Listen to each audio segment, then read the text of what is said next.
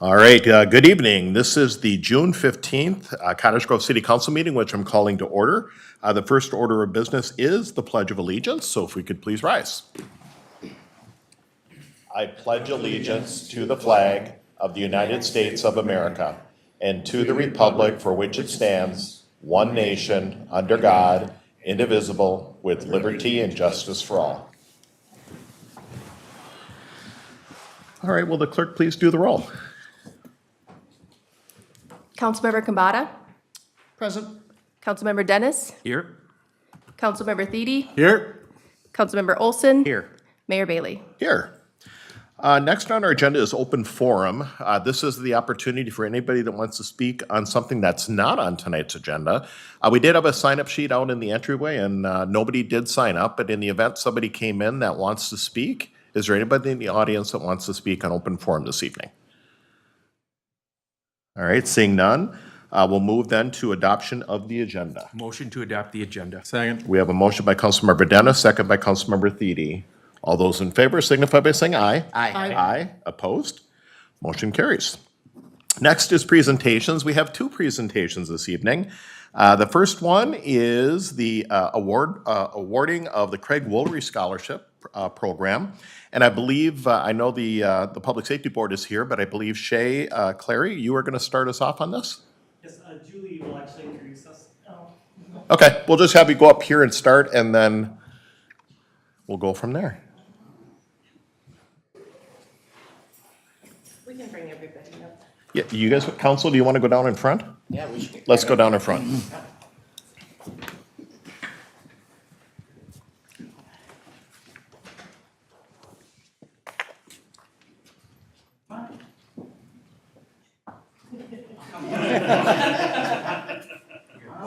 Yeah.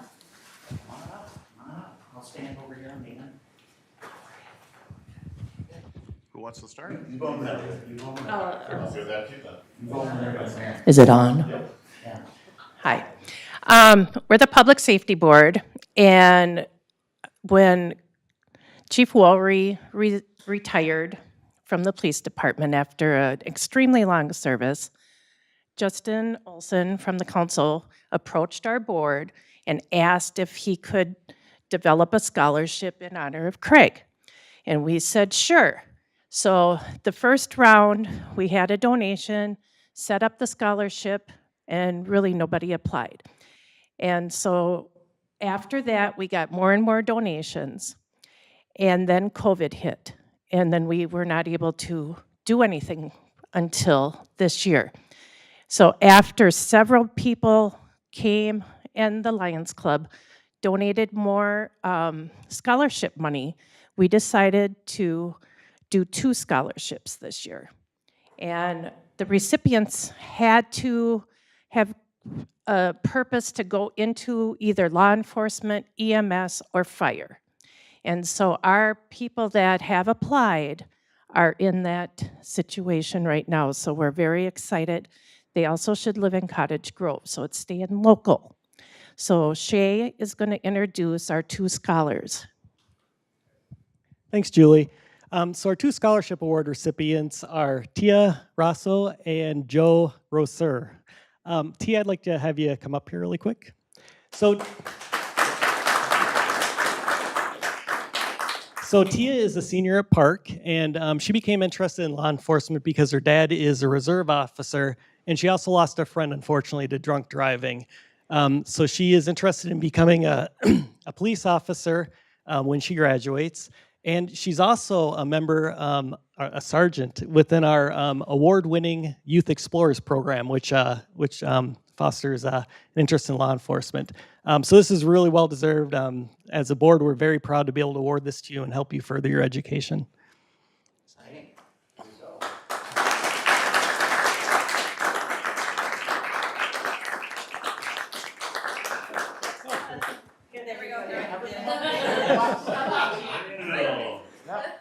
Center of attention.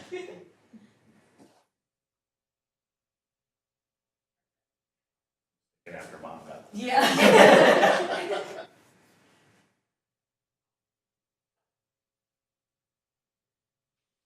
All right. Great. Thanks, Tia. All right, and next we have Joe Roser.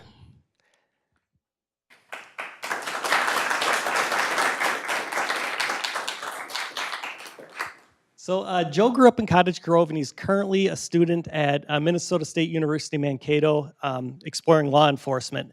He first became interested in law enforcement attending the Strawberry Fest parade and seeing the fire trucks and the police cars. So, the parade and events we do really work. And he's interested when he graduates in specifically being a canine officer. And he wants to work for a police department or public safety department just outside the metro area. So that would, of course, include Cottage Grove. So congratulations, Joseph.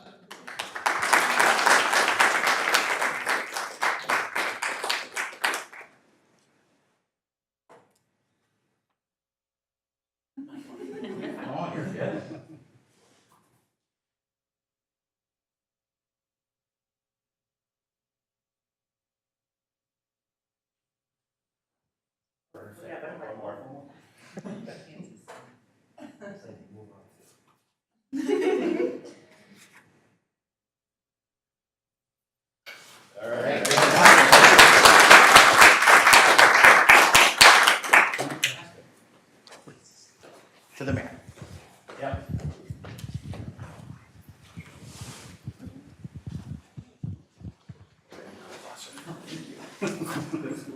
No, it is. It's everyone on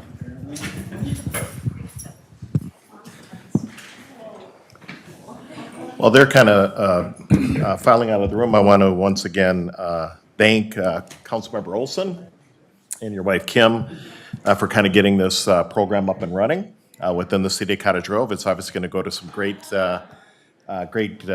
opportunities there for two of our youth in our community that's going to be moving into public safety. And who knows, as it's happened in many times in this city, you might see a couple of them back here literally being a police officer, paramedic. So good job. All right, next is B under presentations, and this is the 2021 Annual Comprehensive Financial Report. And our finance director, Brenda Melanowski. There we go, I got her. Thank you, Brenda. You'll start us. Okay, Mayor and members of the council, the 2021 financial audit has now been completed here at the city. In addition, we've prepared, with the help of our auditors, our annual comprehensive financial report that is available both in your packet and on our city website. Tonight, we have Matt Mayer with our auditing firm, Bergen KDB. He will do a short presentation of our 2021 financial highlights, and he is happy to answer any questions that you may have. Thank you, Brenda. Mr. Mayor, members of the council, good to see you all again. Another year in the books here at the city of Cottage Grove. As Brenda mentioned, our role as your auditors is to come in at the end of the year to test, examine, and give an opinion on the financial statements that were prepared by the finance department here at the city. We provide an opinion on those financial statements through our independent auditor's report, and this year, as in years past, we're giving you an unmodified or clean opinion, the best that we can give you, and it means that the numbers that we're going to be looking at in a little bit are a true and accurate picture of the city's financial position at the end of the 2021 fiscal year and a true record of the transactions for that year ended. There were numerous other reports within your documents, and I want to highlight those very briefly. We did a Minnesota legal compliance audit with no findings. We did a federal audit of compliance with your ARPA dollars with no findings. And we also look at internal control here at the city and had one finding, the details of which are in the materials that you have. So with that assurance and with those reports on the financials, I would like to spend a little time just going over the numbers. I know the finance department here at the city does a great job as reflected by our reports and keeping you up to speed, but sometimes there's value in a third party like me coming in and giving you some perspective on them. So I'm going to talk a little bit tonight about the general fund and then each of your enterprise funds to give you some perspective on the city's financial health and performance for the 2021 fiscal year. When we talk about the general fund, that is the fund that everybody thinks about when you think about the city. It's the police department, it's the fire department, it's the roads, it's the folks here at City Hall, it's elections, it's park and rec, basically everything that goes into to running the city is in the general fund. And it's the fund that you as a council probably interact with the most. And the best way to look at the general fund is in the context of the budget. The citizens, through you as their council, direct the administration on how the city should be run for the year. And you basically put a budget together that sets the spending parameters and also sets the revenue stream through the levy, which is the main revenue generator for the city. And if you'll recall, the final amended budget for the 2021 fiscal year called for a surplus of about $611,000 at the end of the year. And that meant if the budget was executed, that your financial position would improve or increase by that amount. Revenue was budgeted for about $20.3 million and actually came in better than that at about $20.9 million for 2021. It's about $600,000 better than anticipated. It was a very good year development-wise here at the city, so licenses and permits, the charges for service that are associated with development came in better than anticipated and outpaced revenue as far as your projection goes. Spending for the year came in a little bit over budget as well, about $147,000, but on a $20 million budget, that's less than 1%. And each of the department heads, each of the units did a fine job in staying in within the parameters that you established. The two that went over were community development, and that makes sense. There's the cost of that development, and you hired up in that department to make sure that you could service all of the development needs. And then also Park and Rec came in a little bit over budget this year as a result of some storm cleanup, and most of the costs were associated with that. But all in all, the budget was executed very much in line with the expectations that you had, and actually you outpaced it a little bit. $829,000 fell to the bottom line versus the $611,000 that you had budgeted. So this is what your financial health looks like. This is revenues, expenditures, and fund balance over the course of the last 5 years. And you can see that that fund balance has steadily grown from about $10.8 million 5 years ago to its high point here in 2021 of about $13.1 million. And within that 13.1, you've got $1 million set aside to cover a severance pay here at the city. You've got another $600,000 that's available to assist with next year's budget. And then after everything is said and done, you've got about another $11.5 million that we call unassigned. And that is the number or the scorecard to determine the city's financial health. As a council, you have a policy that says you want that number to be no less than 55% of next year's budget. And if you do the math on your unassigned fund balance for 2021, 55.2. So again, very well managed. The finance department is doing a great job for you under the leadership of Brenda Malinowski and her predecessor, Robin Rowland. And as a result, you have basically landed where you want to land financially in the general fund for the 2021 fiscal year. Briefly on how you got there, revenue in the general fund was up about 7% year over year. And again, most of the increases were in those areas of licenses and permits, about $700,000 higher than the year before, and charges for services about $500,000 higher than the year before. And again, development related. Expenditures for the year were up, and it looks a little bit odd here that the 2020 expenditures actually went down. But if you'll recall, you used your CARES grant from the federal COVID relief back in 2020 for public safety. So a lot of the public safety expenditures that would have ordinarily been in the general fund in 2020 actually were paid out of other funds. And now that we're kind of back to normal operations, you're seeing kind of a disproportionate spike year over year there. But ultimately, public safety was increased because of the public safety salaries coming back in now, that they weren't grant related. And then Park and Rec was down again in 2020 because that was the one department that was relatively dormant during the COVID years, and now back in 2021, back in business and back and running again. So that's the reason for the increases 2020 over 2021. I want to wrap up my presentation tonight by talking a little bit about each of your enterprise funds. And the general fund we talk about in the context of the budget, kind of compliance-based, make sure you're spending within your means based on what the levy was for the year. The enterprise funds are a little bit different. They are a fee for service. You're providing a service. You're asking for charges in relation to that. And the best way to analyze that is whether those charges for services are adequate or not to cover the cost of doing business in that fund.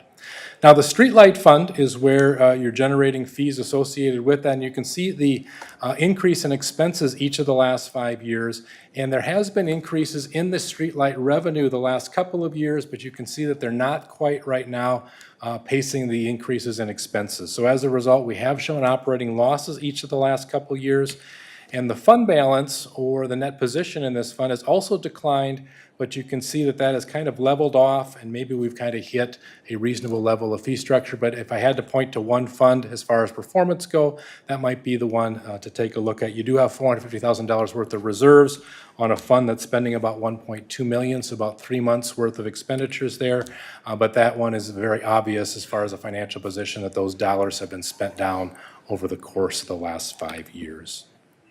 EMS fund had a record year performance-wise. The number of calls, the revenue coming into this fund were at high points for the 5 years shown here. And you can see after kind of a break-even year in 2020, which is actually kind of a dormant year during the COVID years, the calls were down. The calls were up significantly in 2021. Revenue up as well, and the expenses up modestly, but you were able to post fairly significant operating income in this fund for 2021, and as a result, increasing the financial health of this fund as well, sitting on about a $1.2 million fund balance to end the 2021 fiscal year. The water fund, you took a look at the water fund a couple of years ago, did some rate analysis, and ultimately made some rate changes in this fund. You can see how poorly the performance of that fund was back in the 2017 to 2018 range, with some fairly significant operating losses. Rate structure change, and 2021 actually was a fairly dry year, so you sold a lot of water in 2021. So a combination of the rate changes and the magnitude of operations in that fund actually posted operating income both with and without depreciation for the first time in 2021. So some of those tough decisions regarding rate structure and adjustments there are starting to come around, and again, cementing the financial health of this particular fund. After a few years of kind of flat position financially in this fund, you can see that you are now growing fund balance again and ended the year with about $8 million in unrestricted net position. Now, this fund's a little bit different. If you have capital needs, they're going to come from this as well. So again, $8 million sounds like a lot, but again, consider a water main break or a major project. $8 million is probably not going to go a long ways. So working with your finance team, I want to encourage you to look at that $8 million as partially operations cash flow, and then partially part of your CIP-CEP plan, and make sure that those are integrated and you understand what is completely in that $8 million number going forward. Sewer fund, this fund again, revenue is up about 5%, expenses were up about 2.5%. This fund did post operating income with depreciation factored out, but with it factored in a small operating loss for the year. That being said, we've had modest increases in the financial position of this fund over the course of the last 5 years, and it seems to be performing well for you, again, adding a little bit to financial health or fund balance.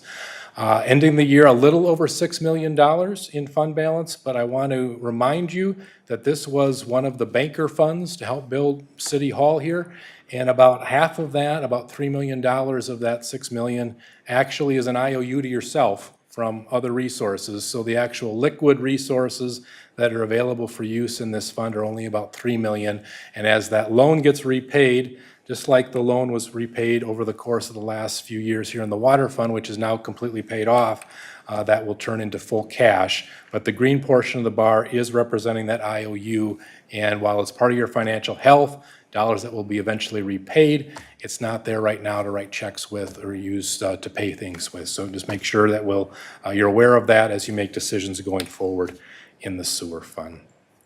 To wrap things up, we're often asked, how do we compare to other cities when it comes to our revenue streams, when it comes to our spending? And what we've done here is shown Cottage Grove for the last 3 years, along with some statewide averages on a per capita basis for both revenue and spending. When it comes to revenue, you are collecting about $100 less per person than a typical city your size when it comes to property taxes. You collected $438 per person in 2020, a couple years back, the last year that we have comparatives. In a typical city in the state of Minnesota your size was $100 more at $537. Now, there's some offsets to that. You are a city that's significantly in development mode, so you're collecting more when it comes to licenses and permits, you're collecting more when it comes to special assessments, you're collecting more when it comes to charges for services, so that's something to be conscious of.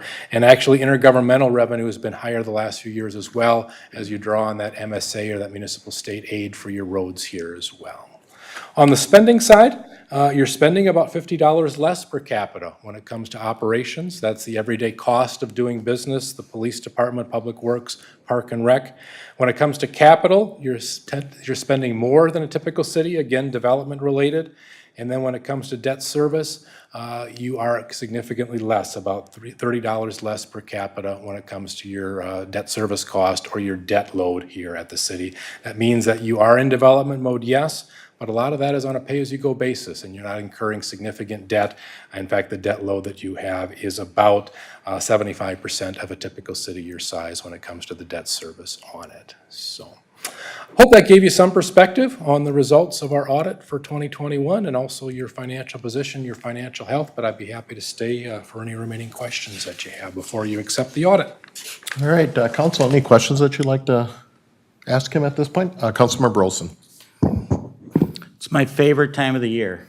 We only get to see you I'm once glad. a year, and it's so fun. So thank you for coming.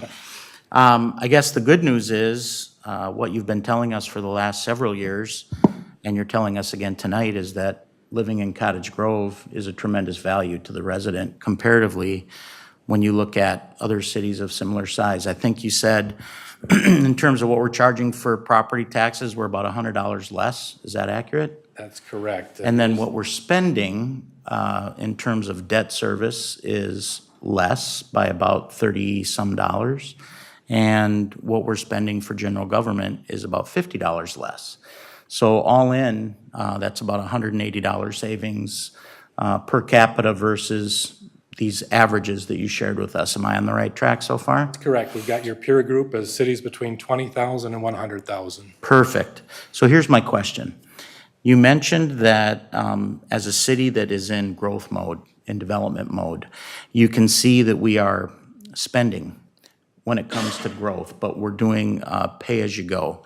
So being that you do analysis for lots of other communities, not just ours, is that typical, or is that maybe unique in some way, shape, or form, either good or bad, that we're in such high growth mode, but yet we continue to be able to charge our residents less? Yeah, I think that's a great question. It certainly it directly makes sense when it comes to the capital piece. Obviously, building the new roads, the development activity associated with that. When you've got a city, maybe an inner ring suburb, that would be a similar population, they're not going to have that level of development and that level of capital outlay. So it's very clear that your 729 back in 2020 versus a typical city of 300 makes sense, because just look around what's been going on here at the city over that time. And the revenue stream associated with that is makes sense as well. Special assessments. Usually when you levy a special assessment, there is an exchange related. There's some value that's provided to the homeowner. That's the reason that you go that route, I would think. And also the licenses and permit revenue and the charges for services, the cost of the inspections, the cost of all that engineering come into play as well. So all of that makes sense to me. When it comes to the operating ones, that's be one that I would keep an eye on. And as far as metrics go going forward, when you're high growth, you can grow quicker than the infrastructure that you can build underneath. So what happens is that we're dividing this on a per capita basis. So as your population grows, if you have static staffing levels, static budgets, that's getting spread out a lot more. So when that city starts to grow, you also want to be conscious of what is it going to take to support that.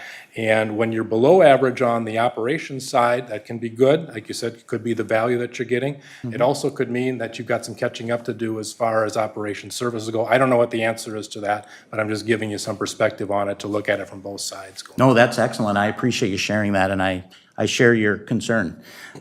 It's definitely important that you keep up with not only existing infrastructure, but the new infrastructure that you're laying down at a rapid rate. And, sometimes that takes a investment, whether it's personnel or materials or what have you. But all in all, it sounds like we're on a really healthy path. And I'm certainly glad that what you brought forward tonight is exactly what we've heard in the past, that living in Cottage Grove is a tremendous value, and we're very careful about our spending. Even in a high growth mode, we're still in a position where we are charging our residents less than the average community of a similar size. So I find that to be very reassuring, and thanks for sharing that tonight.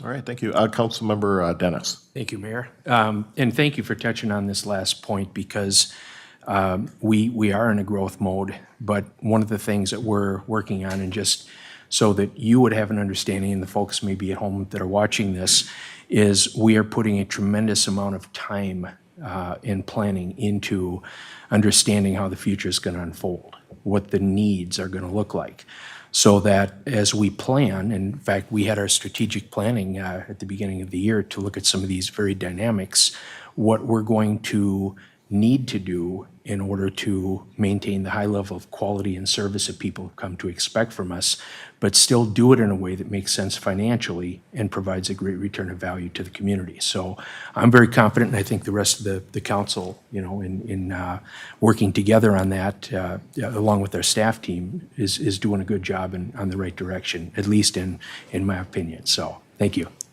Fantastic. Any other questions, council, at this point?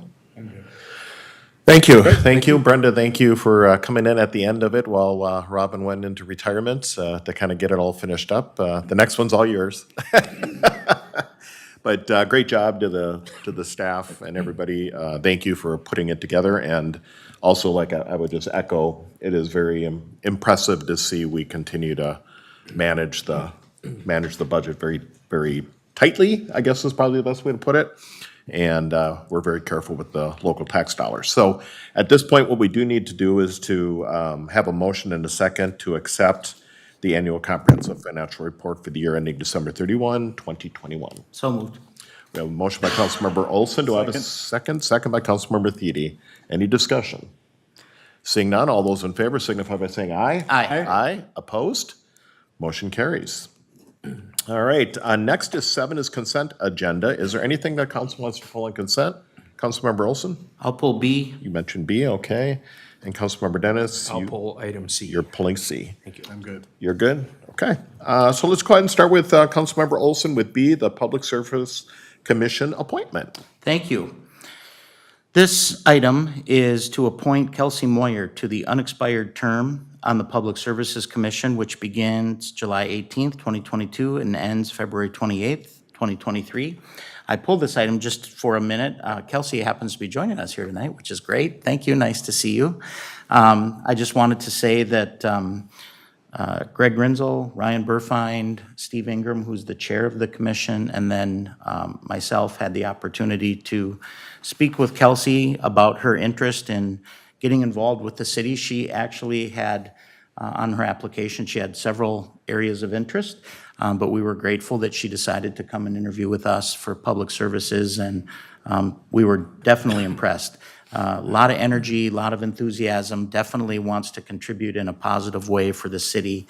And I just wanted to, first of all, thank her for her willingness to serve. And secondly, ask my council colleagues to please reaffirm this recommendation that we appoint Kelsey to this unexpired term on the Public Services Commission as part of our consent agenda this evening.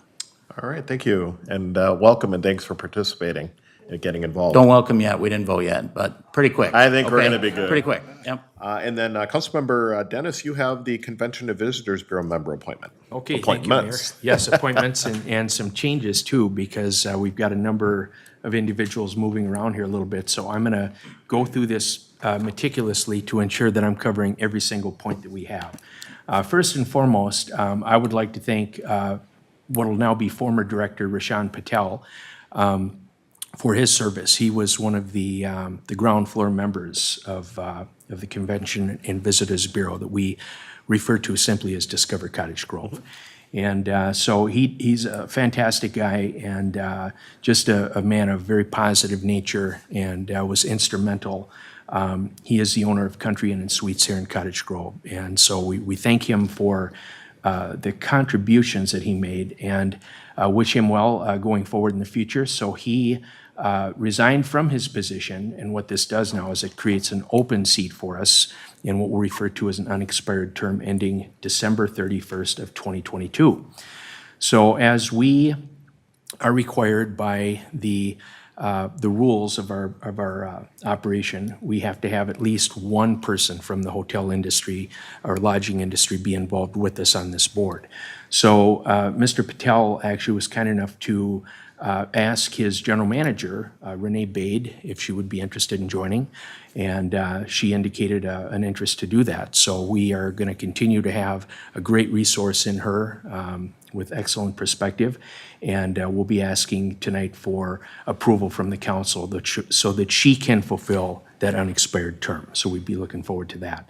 And then the second bit of movement that we have is on the staff position team. So we were very fortunate to have Community Development Director Christine Costello work with us again from the onset of this program, and Christine provided a tremendous amount of contribution to us. So she is in a different position now than what she originally was at the time. And so what we're going to do is ask for Gretchen Larson, who is our Economic Development Director, to fill that position. So we'll be in really good hands. We all know Gretchen or G, and she does a fantastic job here for us at the city. So next will be a brand-new appointment, and so a wonderful young lady, Drusilla Newt. I had the chance to interview her with Julie Pryor-Miller, one of our staff team members who's been working along with us on Discover Cottage Grove, and had a chance to meet with her down at River Oaks. We gave her a little tour of the facility so she could see one of the really nice amenities that we have here to offer for the community. And she's well qualified, has a desire to serve, and wants to join up with us. So she would be filling a term ending December 31st of 2024. And as we do with this organization, we require or seek people who have a business background. So she is a multi-unit manager for H&R Block, including the Cottage Grove location. And I think she's going to be a really excellent asset for us. And she came down and did a little visit with us and put in some time at the Saints game, which I'll talk about during council comments. But I'll be looking for all of these people to move, be appointed, or to join in, asking the council to support that. So this is a really good opportunity. It's a very positive thing to be involved with. It's about putting Cottage Grove on the map, and I think we've got a good team. There you go. Fantastic. All right, so no other items were pulled for a comment or a separate vote on consent. So at this point, I'll look for a motion to approve consent. I'll motion to approve. All right, so we have a motion by Councilmember Kambata. Do I have a second? Second. Second by Councilmember Thiede. Any further discussion? Seeing none, all those in favor signify by saying aye. Aye. Aye. Opposed? Now you're in. Now you're in. Yeah, good job. Yep. Welcome. And you're in. Gretchen goes, yeah. All right, so if anybody was here, like we said, for anything that's on tonight's consent agenda, all of them have been approved. 8 on our agenda is approved disbursements. 8A is to pay the bills. Motion to pay the bills. Second. Motion by Councilmember Dennis, second by Councilmember Olson. All those in favor signify by saying aye. Aye. Aye. Opposed? Motion carries. 9 is public hearings. We actually have one this evening. It is a special events permit, and our Director of Public Safety, Pete Kerner, is going to walk us through this one. So welcome, Pete. Well, good evening, Mayor and Council. The floodgates have really opened up with special events, obviously.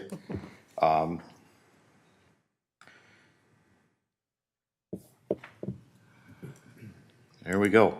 Well, I'm here to just kind of give you guys an overview of the movies in the park and a little history on this. We have a local resident, Monique Garza. She's a realtor. She goes by with Mo.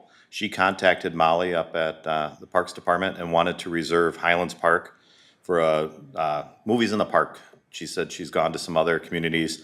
I know our rec department's actually worked on them over the years too, and they're a lot of work, and she found that out. And she was anticipating about 200 people initially, but when she met with Molly, we're like, there could be more. People are really enjoying getting out, and this is a perfect event. So, excuse me, myself and Christine Costello, Tammy Anderson, a bunch of us have met with her and just kind of went over to help her out, because this is all totally volunteer group, residents, business owners that are donating towards this. So we're trying to help her make sure it's successful. So she did apply for the special event permit. It's been distributed. Like I said, we've had a meeting. We reviewed for special services. We're not anticipating a lot right now, but after the first month, if it's successful, then we, definitely public safety will have a little more involvement, especially in the realm of maybe with parking and whatnot. So the event, they are reserving the park for 3 different Wednesdays. They'd like to do it throughout the summer.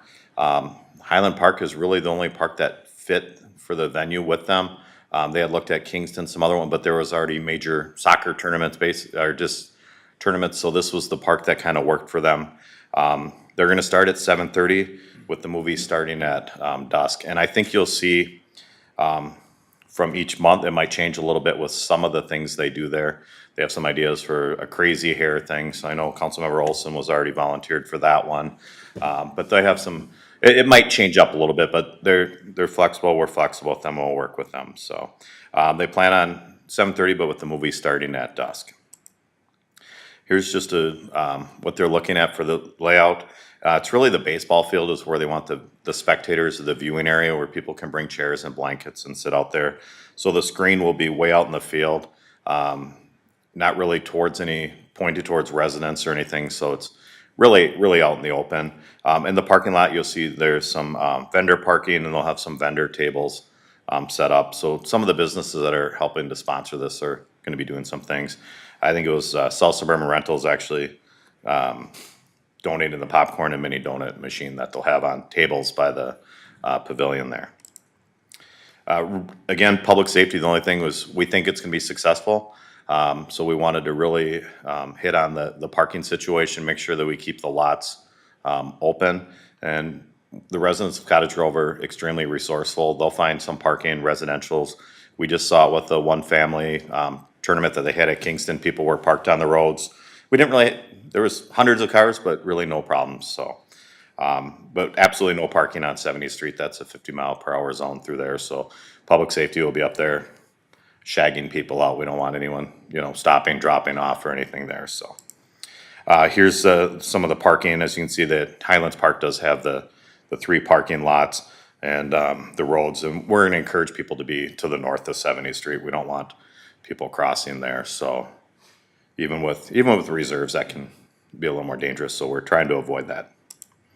The only noise really will be they'll do a speaker system near the projector during the movie. And again, that's not really pointed up the hill towards the houses. It's more across the field, and across the street we have the basketball and we have the park and everything, so we feel good about that. So with this, we have really talked to them about, really when we talk about emergency preparedness plan, we're just the severe weather in the summer. We'll have a sergeant on duty. We'll keep them up to speed on any kind of weather that's coming in and working with that. So food sales, if they do anything, we've already told them they need to go through Washington County if they have a table set up with sales. First aid, we don't need them having anything. We're available. I'm guessing our duty crew will probably be there anyway, watching and enjoying. So we didn't need any additional security signage. They're gonna put up some sponsorship signs in the parking lot, and then that's a 20-foot inflatable movie screen that they'll have. And with working with parks, they'll make sure that the proper amount of waste collection there. So that is all I have. If you have any questions, it's kind of been, it's fluid. She's doing this all on her own and getting people involved, so. But. Yeah, Councilmember Olson. Pete, I'm glad that you addressed the 70th Street issue. That was really something that had me a bit concerned. Not only parking along 70th, but as you mentioned, potentially parking across the street and then trying to cross the road. Do you know if we have a plan in place to line 70th Street with our temporary no parking signage? Is that something you think is necessary, or do you want to kind of wait and see? No, more than likely, we'll use our message board that just says no parking. Okay. So we'll already have that done. If we need to put some cones, we'll our reserves will probably be coming out for this. So if they need to help out too with the squad or something, well. Sure. We want this to be a safe and, event, so, but that's Absolutely. good with the speed sign too. Thank you. Yep. Okay. Council, any other comments at this point? All right, so to be official, we'll go ahead and open the public hearing. If there's anybody who wants to speak on this item, is welcome to do so at this time. Seeing no one, I will go ahead and close the public hearing, and council will look for a motion on this item. I'll move to approve. All right, so we have a motion to approve by Councilmember Kambata. Second by Councilmember Dennis. Any further discussion? Seeing none, all those in favor signify by saying aye. Aye. Aye, opposed? Motion carries. Thank you, Pete. We do Young Frankenstein. I'll mention that to them if they're looking. Oh, boy. Looking for council member to show up September, October timeframe. Dr. Frankenstein. It'll get dark earlier. All right, so we'll move along to 10, which is bid awards. We do have one this evening, which is the South District Trunk Storm Sewer Project Bid Award. And Amanda Meyer, you are here to walk us through this, so welcome. Thank you, Mr. Mayor, members of the council. As mentioned, the next item on the agenda is the bid award for the South District Trunk Storm Sewer Project. If you recall, the scope of this project is to run a trunk storm sewer to service our South District area south of 100th Street. The alignment of this pipe will follow a similar alignment as our South District sanitary sewer that was completed recently. So we did open bids last Thursday with the low bid being Minger Construction Company at $2,675,247. You'll notice on this screen before you, there are two engineers' estimates listed at the bottom. The reason for that, the first estimate is what was presented to you at the time that plans and specs were approved back in May. Since that time, our staff and consultant team did some value engineering, looking at pipe bedding and class of materials, and we were able to determine, looking at some pipe specifications, that some of our runs of pipe could be changed in the class material, and therefore we saw a savings in our estimate of about $290,000. Something that we also thought would provide for these favorable bids, which is hard to quantify, is actually the schedule of the project. So rather than having the completion date being fall of this year, it's actually spring of next year. So that allows a little bit more flexibility for the contractors. Typically bidding a project at this time of year, most contractors are pretty busy throughout the end of the year, and so typically you would see those higher prices with a completion date this fall. So we really think that schedule helped get these favorable bids. It is worth noting the city has worked with Minger previously. We had a project a few years ago with a water main relocation next to the CP Railway. We had a good experience with them, so we're comfortable with them as a contractor. And our project team did reach out to Minger after the bid opening just to kind of walk through their bid, walk through project schedule, make sure everyone was still comfortable with the numbers presented. So with that being said, there is a recommendation before you, and I am happy to stand for questions. Yes, all right, thank you. Councilmember Thiede. Just to check, the M-I-N-G-R, they pronounce it mayor? Minger? Manger, okay, I didn't hear, I thought you were saying mayor. So I was just curious, in looking at the bids, they were substantially below the next one up, being about almost, 400, 500,000, $500,000 lower, which is great. Sometimes you see that and you kind of wonder, well, did they maybe leave something out? What do you suppose the reason for that? They just really want to get back into the Grove and do some work, or? Yeah, Mr. Mayor and Councilmember Thiede, that was part of why our staff did reach out to Minger after doing the bid opening, just because we did see, that larger change in the bid pricing, and they were very comfortable with the price that they have provided. This project does go through open farm fields. There's not a lot of traffic impact or property owner impact, so it's a fairly straightforward project that I think they were very comfortable with. Great, good, thank you. Okay. Council, any other questions? Very impressed. Obviously with much, normally these days, we're not seeing it going down, we're seeing it going significantly up, so. All right, thank you. Absolutely. All right, council, so at this point, I'll look for a motion that's before you.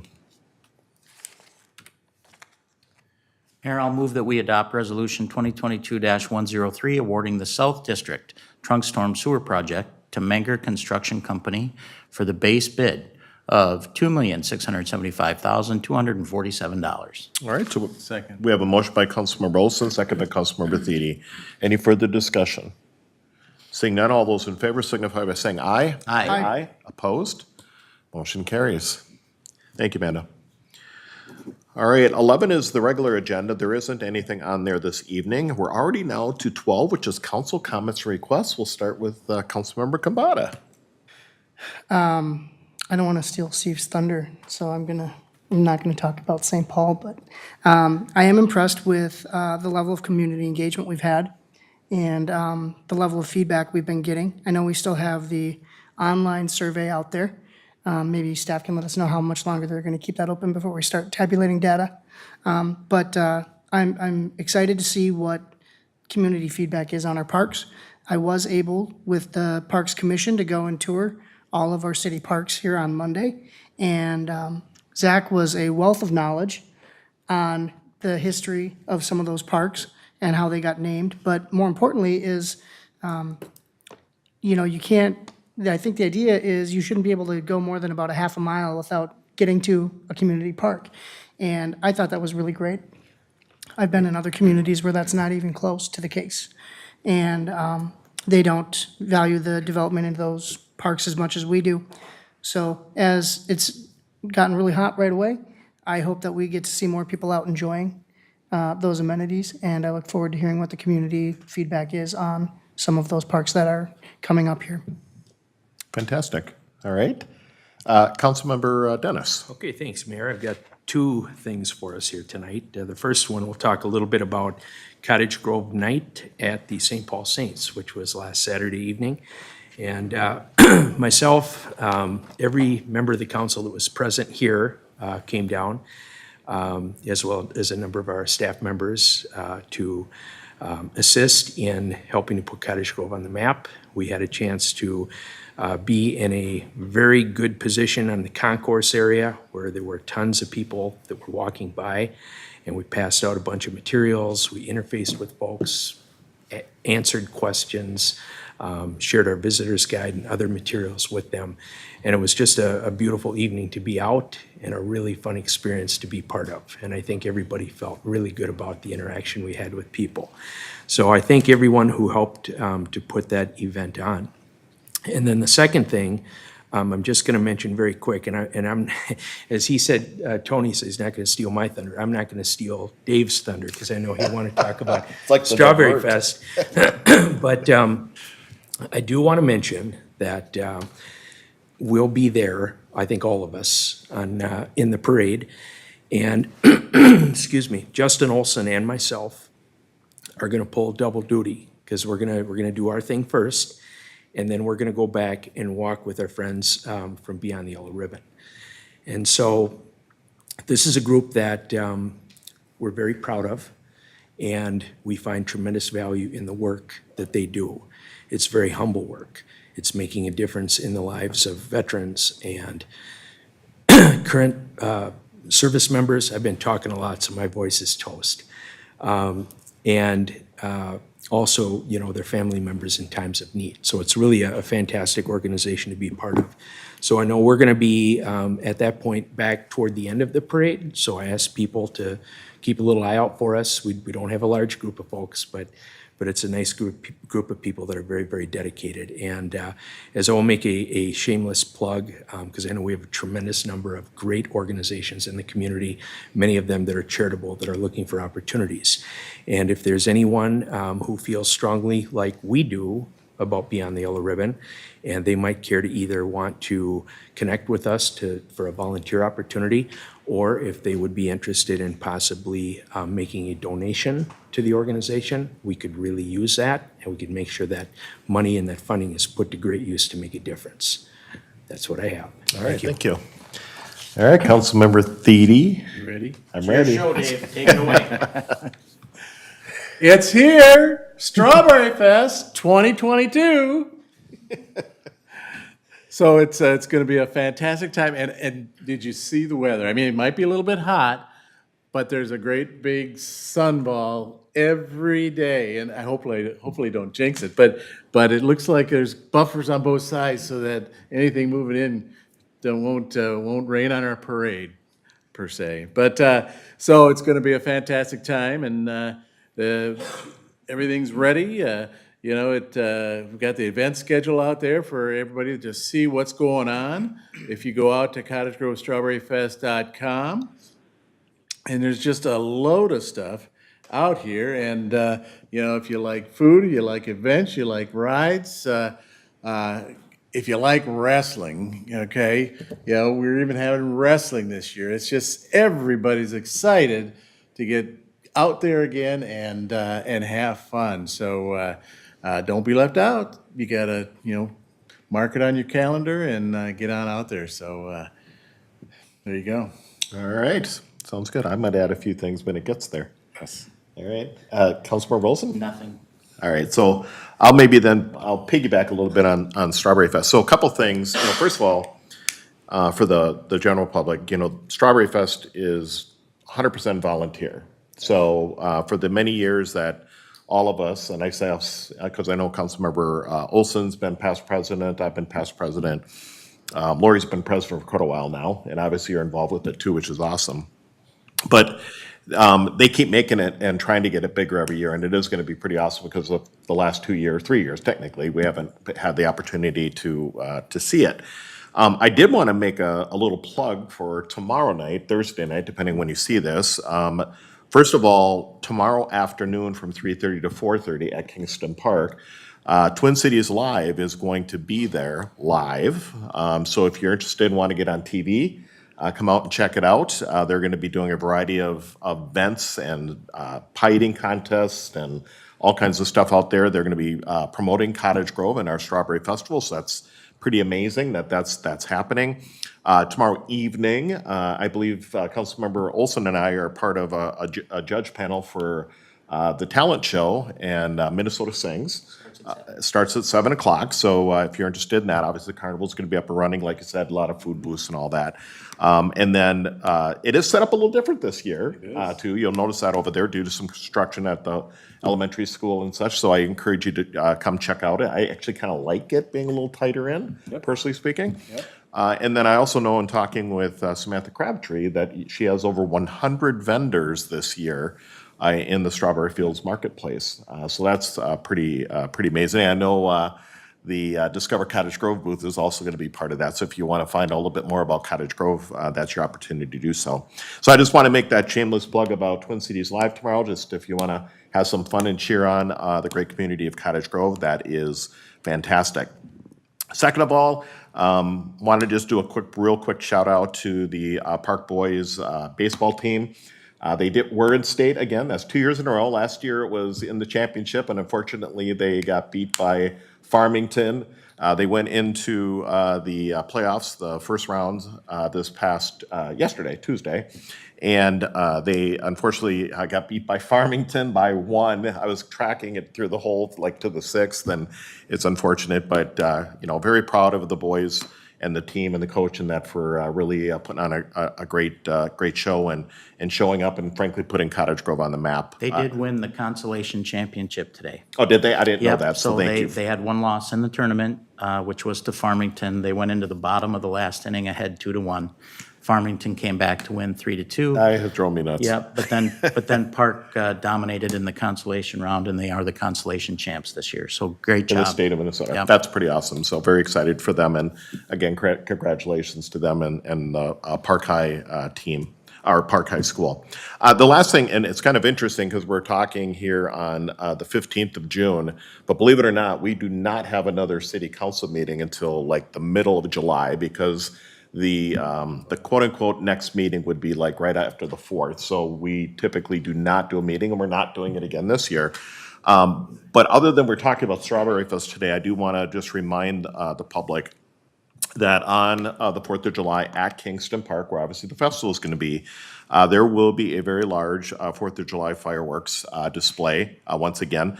The Lions Club is going to be doing a lot of projects and things around there. They're the ones that kind of put all the program together with the family fun type things at the park. But I want to do my quote-unquote shameless plug to the major sponsors we were able to get. We did receive $5,000 donations from 3M, Renewal by Anderson, Tennis Sanitation, North Point Development, and Hy-Vee. And I know that there was other businesses that also, Northwood Smokehouse, no, I said that right, Northwood Smokehouse, others that also put in some extra money.